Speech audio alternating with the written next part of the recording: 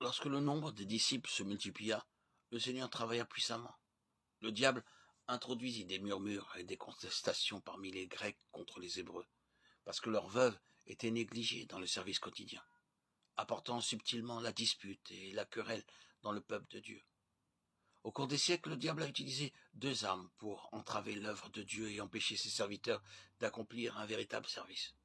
Tout d'abord, lorsque Dieu commence un travail et que sa puissance est manifestée dans les vies, les murmures, les plaintes et les querelles viennent parmi le peuple de Dieu.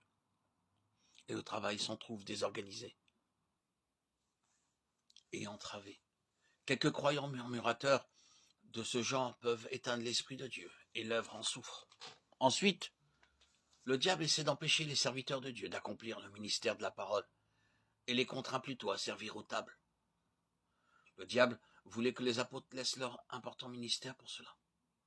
Vous rencontrez la même tragédie dans de nombreuses parties du monde parmi les serviteurs de Dieu. Dieu les a appelés pour être prédicateurs, docteurs, évangélistes. Mais maintenant, ils servent aux tables. Pendant quelque temps, ils sont fidèles. Mais quand le travail s'accroît, ils deviennent liés par le monde. Il y a d'autres serviteurs de Dieu qui ont des épouses mondaines. Afin de garder la paix dans leur foyer, leurs maris doivent travailler pour elles. Avant leur mariage, ces hommes donnaient la première place à la parole de Dieu dans leur vie, passaient beaucoup de temps à la prière et étaient pleins de zèle.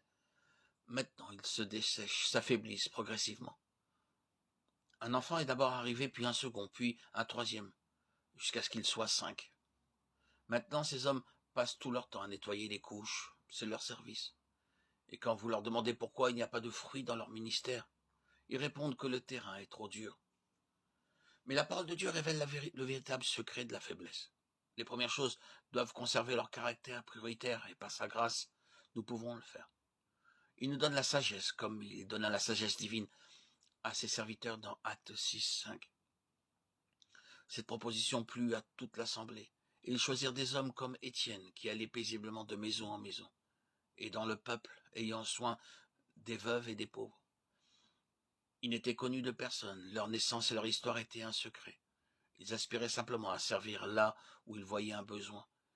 Et lorsque le moment vint, toute la multitude d'un commun accord les choisit, parce qu'ils avaient observé leur vie et avaient remarqué qu'ils servaient sans vouloir paraître, qu'ils étaient en même temps remplis du Saint-Esprit, et ne pas rechercher la gloire des hommes.